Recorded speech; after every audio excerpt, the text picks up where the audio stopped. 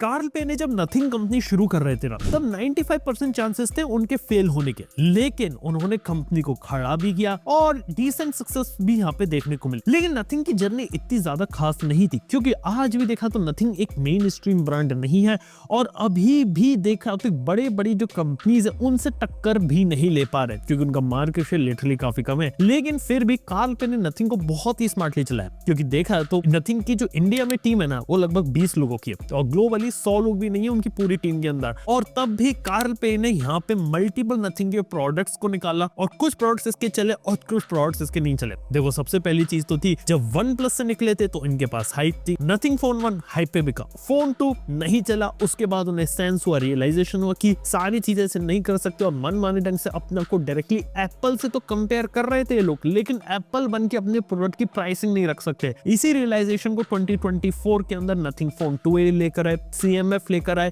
और यहाँ पे उन्हें लगा कि कुछ ऐसी चीजें निकालनी पड़ेंगी जिनसे हम वॉल्यूम वाला गेम यहाँ पर खेलते रहे। और देखा है तो नथिंग ने बहुत ही स्मार्ट मूव किया था। नथिंग ने हमेशा से काम किया था कि दूसरी कंपनीज के जो पार्टनर्स होते हैं उनके साथ काम करो, जैसे कि शुरुआती दिनों में टीनेज इंजीनियरिंग उनके प्रोडक्ट की डिजाइनिंग कर रही थी, क्वालकॉम के साथ पार्टनरशिप करी, लास्ट ईयर मीडियाटेक के साथ इन्होंने पार्टनरशिप करके फोन्स के साथ चिपसेट को कस्टमाइज किया। इवन ये भी बता सकता हूँ कि यहाँ पे इंडिया के अंदर जो मैन्युफैक्चरिंग होती है नथिंग के फोन्स की, वो नथिंग यहाँ पे खुद नहीं करता, उसके लिए वो लोग BYD नाम की कंपनी के पास गए जो उनके फोन के लिए यहाँ पे मैन्युफैक्चरिंग करता है। और यहाँ पे इनको ये बात पता है कि आने वाले समय में अगर इन्होंने कुछ गलत डिसीजन यहाँ पर लिए तो कंपनी यहाँ पे बंद भी हो सकती है, क्योंकि नथिंग देखा जाए तो सिर्फ कुछ ही फोन्स फेलियर के रूप में है, क्योंकि नथिंग के पास लिमिटेड फंड से लिमिटेड काम है और अचीव उन्हें बहुत ज्यादा करना है। और यही रियलाइजेशन के कारण मार्केट में लोग अपना CMF वगैरह भी लेकर आ गए थे ताकि ज्यादा से ज्यादा वॉल्यूम यहाँ पर निकाला जा सके। यानी कि CMF के जो प्रोडक्ट्स थे ज्यादातर ODM बेस्ड थे और CMF फोन 1 को सिर्फ इसलिए निकाला गया ताकि बजट में उनकी प्रेजेंस हो और यहाँ पे कुछ ना कुछ मार्केट में चलता रहे, जिस कारण से यहाँ पे मार्केट में वो लोग बने रहे, सरवाइव कर ले। क्योंकि कार्ल पे ने भी अक्सर अपने ट्वीट्स में बात बोली है, जो सर्वाइवल होता है ना वो बहुत बड़ी चीज है, यानी कि की टू सक्सेस है। क्योंकि अगर वो सर्वाइव नहीं कर पाएंगे और दूसरी कंपनी जैसे महंगे प्रीमियम फ्लैगशिप कलर अगर इसी रेस में अगर वो लग गए ना तो कंपनी बिल्कुल खत्म हो सकती है। मतलब आज के टाइम में देखो कई सारी कंपनी सिर्फ अपनी ईगो के चक्कर में बड़े बड़े फोन्स को लॉन्च कर देती, जैसे कि फोल्डेबल फोन्स के बारे में बात करें, मार्केट बिल्कुल भी एग्जिस्ट नहीं करता इंडिया में, लेकिन फिर भी टेक्नो जैसी कंपनी भी फोन निकालती है, वीवो निकालती है, हर दूसरी कंपनी फोल्डेबल फोन को निकाल देती है। लेकिन ये फोल्डेबल फोन बिल्कुल हाथी के दांत के जैसे रहते, सिर्फ दिखाने के रहते हैं, इनको बेचने का कोई इरादा नहीं रहता। कंपनी सिर्फ इसलिए निकालती है क्योंकि वो उन्हें निकाल सकती है। लेकिन नथिंग जैसी कंपनी को बहुत ही ज्यादा सोच समझ के बिहेव करना पड़ेगा, क्योंकि नथिंग का प्रेजेंस बिल्कुल ही यहाँ पर नहीं है और एकदम से फोल्डेबल या बिल्कुल ही फ्लैगशिप जैसा कुछ भी फोन निकाल दिया तो वो यहाँ पे उनके साथ एक दिक्कत वाली बात हो सकती है। हालांकि देखा तो इस चीज से वो अलग सोच रहे हैं और छोटे छोटे प्रोडक्ट कुछ ना कुछ निकालते रहते हैं। लेकिन बात करें 2025 में ऐसा नथिंग क्या कर सकती है?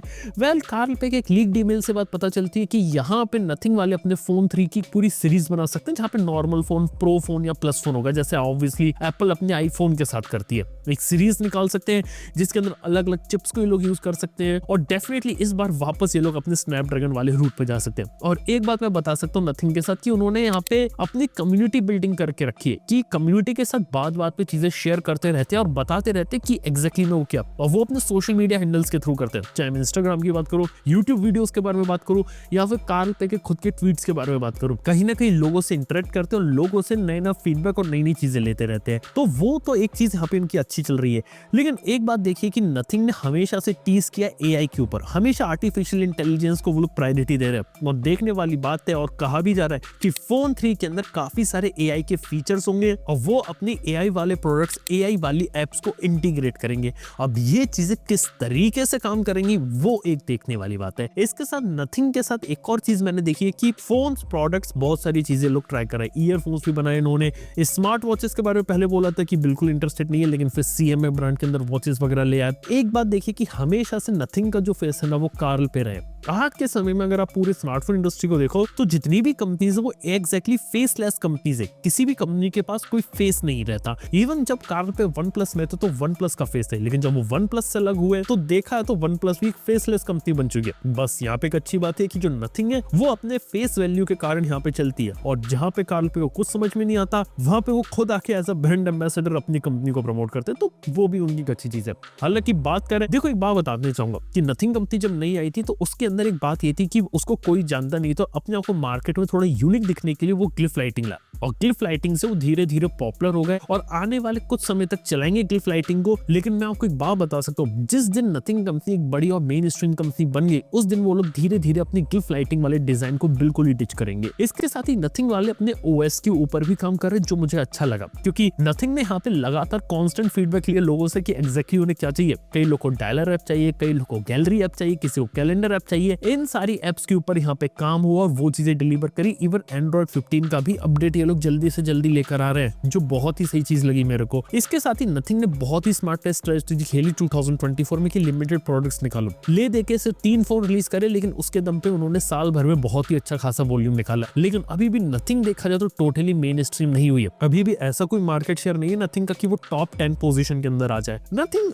आज भी थोड़ा सा पीछे हटके खेलती है और लिमिटेड फोन्स को निकालती है। हालांकि बात बता सकता हूँ कि नथिंग ने स्मार्ट ग्रोथ जहां दिखाई वो दिखाई आफ्टर सेल सर्विस में। अपने खुद के एक्सक्लूसिव सर्विस सेंटर्स को यहाँ पर ओपन किया, जिससे वो यहाँ पे आगे निकल गए। इसके साथ अब देखने वाली बात है कि इस साल उनका प्लान है यहाँ पे अपना खुद का एक्सक्लूसिव एक्सपीरियंस सेंटर ओपन करने का। अगर नथिंग वाले अपना खुद का एक्सक्लूसिव एक्सपीरियंस सेंटर ओपन करें और मेन स्ट्रीम मार्केट में जो और अपने प्रोडक्ट्स को दिखाएं, तो यहाँ पे कंपनी यहाँ पे बहुत ही ज्यादा इंटरेस्टिंग और आगे यहाँ पे बढ़ सकती है। इसके साथ ही एक और इंटरेस्टिंग चीज देखी कि कंपनी ने यहाँ पे ट्रांसपेरेंट डिजाइन और यहाँ पे TWS से शुरू करा था, वो चीज तो यहाँ पे कंटिन्यू रहेगी। लेकिन 2025 एंड बियॉन्ड में हम इसके और भी ज्यादा मल्टीपल प्रोडक्ट्स देख सकते हैं, क्योंकि लिमिटेड प्रोडक्ट्स के साथ एक कंपनी से एक हद तक जा सकती है। और अक्सर कहा जाता है कि नथिंग वाले अपना को फ्लैगशिप दिखाएंगे, ये दिखाएंगे, जबकि ऐसा नहीं होने वाला। एक बात देखिए नथिंग के प्रोडक्ट में कि आपको कंसिस्टेंट एक क्वालिटी देखने को मिल रही है। हालांकि शुरुआती दिनों में जब फोन 1 आया था तो क्वालिटी कंट्रोल के इश्यूज थे, लेकिन अब वो सारी चीजें जा चुकी हैं और इवन सॉफ्टवेयर भी काफी हद तक ये लोग रिलायबल कर चुके हैं, जो कि एक एडवांटेज होता है इनके साथ। लेकिन आने वाले समय में नथिंग के प्रोडक्ट के साथ देखना है कि अब वो लोग इस चीज को कंटिन्यू रखते हैं, क्योंकि मार्केट में जो कॉम्पिटिशन है वो तेजी से बढ़ रहा है। क्योंकि जहां कॉम्पिटिशन अब नई नई चीजें ट्राई आउट कर रहा है, कोई सिलिकॉन कार्बन बैटरीज को लेकर आ रहा है, कहीं आपको कर्व डिस्प्ले देखने को मिलता है, कहीं वीगन लेदर का है, कहीं आपको फास्ट चार्जिंग देखने को मिलती है। कई सारी चीजें नथिंग भी ट्राई कर सकता है, लेकिन अपने लिमिटेड रिसोर्सेज के साथ सिर्फ लिमिटेड चीजें ट्राई करेगा। आप ऐसा नहीं समझ सकते कि बाकी कंपनी 100 वॉट की चार्जिंग डाल रही है तो नथिंग भी 100 वॉट की चार्जिंग डालेगा। ऐसे होने की चांसेस बहुत कम है और मेरे को नहीं लगता कि नथिंग वाले ज्यादा फास्ट चार्जिंग के पीछे आएंगे। हो सकता है कि सिलिकॉन कार्बन बैटरीज कोई लोग शायद यूज करना शुरू कर दें। इसके साथ ही नथिंग ने देखा जाए ना तो लास्ट ईयर तो लिमिटेड प्रोडक्ट निकाले, लेकिन फिर भी मार्केट के अंदर अपना एक होल्ड बना के रखा और अपने फैंस को यहाँ पे अभी भी खुश रखा हुआ है। और एक बात बता सकता हूँ कि अभी भी कई सारे लोग ऐसे हैं जो नथिंग का फोन यहाँ पे फर्स्ट टाइम यहाँ पे ले रहे हैं और उनको भी एक्सपीरियंस यहाँ पे अच्छा लग रहा है। और उसमें से एक चीज जो मेरे को नथिंग के साथ अच्छी लगी कि इन्होंने क्लीन सॉफ्टवेयर पे यहाँ पे ध्यान दिया कि क्लीन और एक क्लीन लुक वाले सॉफ्टवेयर पे लेकर जाए। हालांकि देखा तो शुरुआती दिनों में नथिंग के लिए इंडिया एक प्रायोरिटी नहीं था, लेकिन आज के समय में नथिंग के जो मेजरली जो प्रोडक्ट सोल्ड होते हैं वो इंडिया में होते हैं। इवन देखा तो CMF ब्रांड को भी सिर्फ इसलिए खड़ा किया था ताकि वो ज्यादा से ज्यादा वॉल्यूम में प्रोडक्ट निकाल सके। CMF के अंदर कुछ प्रोडक्ट आएंगे, वो ज्यादा से ज्यादा क्वांटिटीज में बेचेंगे, वहां से पैसा कमाएंगे और उस पैसे को आगे लगाएंगे अपने नए फोन से नए प्रोडक्ट के डेवलपमेंट में। और वो चीज यहाँ पे 2025 में आपको देखने को मिलेगी। यहाँ पे CMF फोन के भी मल्टीपल वर्जन आ सकते हैं,